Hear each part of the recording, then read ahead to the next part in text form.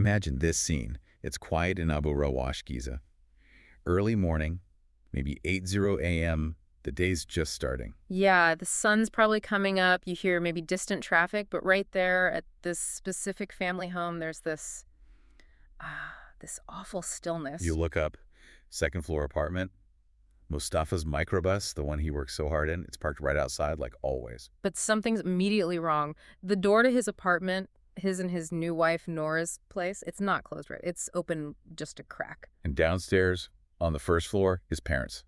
They've been feeling this dread since about 2 a.m. Right, they heard the sound, really loud, sharp, like something heavy just bang, hit the floor upstairs, and then silence. They couldn't shake it. So the father, he goes up, calls his son's name, nothing.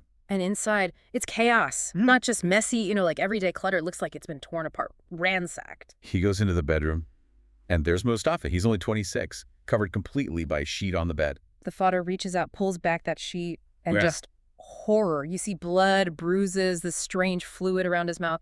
That cry, that raw sound of a parent finding their child like that, that's what pulls us into this story. The 85-day deception that ended Mostafa's life. So today, we're diving deep into this. How does a marriage that lasts, less than 3 months end like this? With such brutality. Let's start with Mostafa himself. He sounds like a decent guy, right? Hardworking. Diligent. His dad helped him get the microbus. He lived right there in the family building, second floor, parents below. Solid setup. He wasn't even keen on marriage initially, was he? Not really, no. But then he saw Noura. Nourhan, actually. She was 18, a distant relative. Apparently just stunningly beautiful. People called her an angel. And that was it. He was hooked. Seems like it. Totally changed his mind. And because the apartment was all ready to go, everything moved fast. Engagement, wedding plans, very quick. But his mother, she picked up on something early on, didn't she? During the engagement. She did. That's a really key detail. She sensed Noura wasn't comfortable. Something felt off, unnatural about her. But she actually said something. Yes, and very respectfully, too. She went to Noura privately and basically offered her a way out. Said, look, if you're not happy, we can stop this now. No shame, no embarrassment. Wow. An escape hatch right there. Exactly. But Noura refused. Insisted she was happy, that Mostafa was responsible, and she wanted to go through with it. Rejected that first chance to get out. So fast forward 7 months from the engagement, they get married. And the happiness lasted how long? About 5 days. Maybe not even that.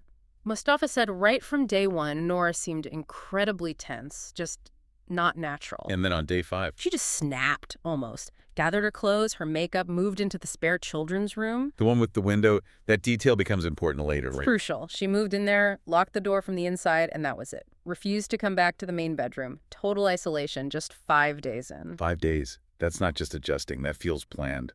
What does Mostafa do? He was likely devastated, confused, ashamed, probably. Then, about 2 weeks later, there's a big fight, loud enough for his mother downstairs to hear. So she steps in again. She does, second time. Goes up there, sees her sons clearly miserable, and offers them both an honorable divorce. Again. Let me guess. Noura refused. Same excuse. Just stressed, overwhelmed by married life. And so this bizarre routine sets in. Mosta works all day, comes home exhausted. She makes dinner, he eats it, presumably alone, then sleeps alone. She stays locked in a room. Yeah, for a whole month this was their life. Separate lives under the same roof. But then things got even stranger, right? The pregnancy. Exactly. Suddenly they find out Nora's pregnant, which is, well, odd, considering Mostafa said they'd only been intimate that one time on the wedding night. The timeline definitely raises questions, but her reaction was immediate. Instantly demanded an abortion. Her reason. The marriage was unstable. She didn't want to bring a child into this mess. And Mostafa agreed. He and his mother, yeah.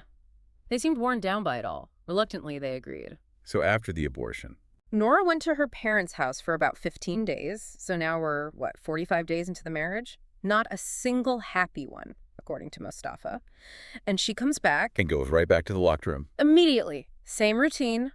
But this is when things shift. From just marital misery to something, actively sinister. The accidents start happening. Right. Over the next couple of weeks, first incident, Mostafa drinks some juice before work, suddenly gets hit with crippling stomach pain. Needs a stomach pump. So, poisoning. Looks like it. Serious enough for an emergency stomach pump. But at the time, maybe dismissed as just bad food or something. Okay, what next? His microbus, The brakes completely fail while he's driving. He manages to survive, gets it checked out. Yeah. The mechanic finds the brake fluid line was deliberately messed with. The fluid was drained. Drained. Okay, that's not accidental. That's attempted murder. Clearly. And then, just days later, another issue with the bus. The engine oil drain plug is found loosened, all the oil drained out, again, right after it had been serviced. Poison, brake failure, engine sabotage, all within about 2 weeks. Yep. It's a pattern. Calculated attempts to make his death look like an accident or illness. It's chilling. But hold on, did anyone connect these? Did Mostafa suspect her? It seems like they were trying hard not to connect the dots. Maybe the shame, the desire for things to just work out. Denial is powerful. Powerful enough to ignore someone tampering with the vehicle? Didn't anyone see anything? Actually, yes. Mostafa's father. He saw some young guy hanging around the microbus one morning, someone he didn't recognize, not from the area. Yeah, what happened? The guy saw Mostafa's dad looking at him and just took off, fled immediately. That sounds incredibly suspicious. It does, but the father unbelievably talked himself out of it, dismissed his own gut feeling as, quote, unreal delusions, just couldn't accept the possibility. Wow, that denial. Yeah. It's heartbreaking.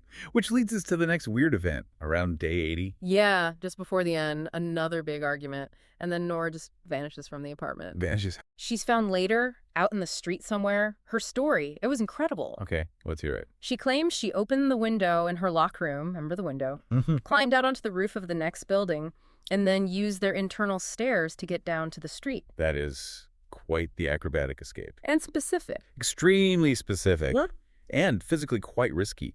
But again, in the chaos, nobody really questioned how she knew that route or why she'd do something so drastic. Chalked it up to panic, maybe? They just accepted it. 5 more days pass. We're at day 85, the final night. Mostafa gets home around 7 p.m. Later that night, about 11 p.m., his mother goes upstairs. What does she find? The apartment door is slightly open again. As she walks in, she sees Noura quickly shutting the bedroom door, saying Mostafa's inside, asleep, exhausted from work. Okay. Then Noura does something odd. She offers the mother a glass of juice. Which, given the previous juice incident. Exactly. The mother refuses the juice, feels uneasy about the whole situation, but she leaves. And then, 3 hours later, 2:00 a.m. That's when the parents hear it. The loud crash from upstairs, the sound of something heavy falling. Then, total silence again. Fast forward to 8 a.m. The father goes up, finds Mostafa, the horror we started with. And soon after, Noura returns, plays the part of the hysterical widow perfectly, claims she left Mostafa sleeping, went to the market, then her parents' house. The initial police thought, with the mess, was robbery. Yeah, robbery gone wrong. It looks staged that way. But the forensics team, they saw through it pretty quickly. What did they find? Well, first, nothing was actually stolen. Big red flag for a robbery. The mess was just mess, staged. Okay, what else? They found a fingerprint belonging to neither Mostafa nor Noura. A third person was in that apartment. Yeah. And the autopsy. That was the nail in the coffin for the robbery theory. Massive doses of sleeping pills, plus insecticide or pesticide, significant amount. Insecticide on top of the pills. Yes, and that wasn't all. There were wounds on his face, consistent with being hit by a sharp instrument, and widespread bruising all over his body. So, poisoning, drugging, and a physical attack. This was personal. Brutal. Absolutely. This wasn't a robbery gone wrong. It was a planned murder followed by a violent assault. So the police go back to Noura. They did. Armed with the autopsy, the fingerprint, the stage scene, they arrested her, and apparently she confessed fairly quickly. And revealed the partner, the owner of the third fingerprint. Yes. His name was Amr. He was 22. Turned out he was Noura's long-term boyfriend from before Mostafa. Her boyfriend. So why did she marry Mostafa? Family pressure. Her father had rejected Amr, called him useless, basically forced her into the marriage with Mostafa, who seemed like a better prospect. So the whole marriage was a sham from her side right from the start. Completely. And now the locked room, the window, it all clicks into place, doesn't it? How? Noura confessed she was putting sleeping pills in Mostafa's dinner every single one. Every night. My God. Once Mostafa was unconscious, Amr would climb through that window into her room. They'd be together right there in the apartment while Mostafa slept drugged just feet away, and Mostafa's parents downstairs. They had no idea. Amr would leave before morning. Yeah, usually before 4 a.m., undetected. This went on, well, for weeks. The audacity is just breathtaking. So Amr was the guy the father saw near the microbus. That's right. And the poison juice, the brake sabotage, Those were their earlier attempts to kill Mostafa and make it look like an accident, planned together. Which brings us back to that final night, 2:00 a.m., what really happened. The plan, again, was poison. A huge dose of pills and insecticide this time, then staged the robbery. That something went wrong. The massive dose.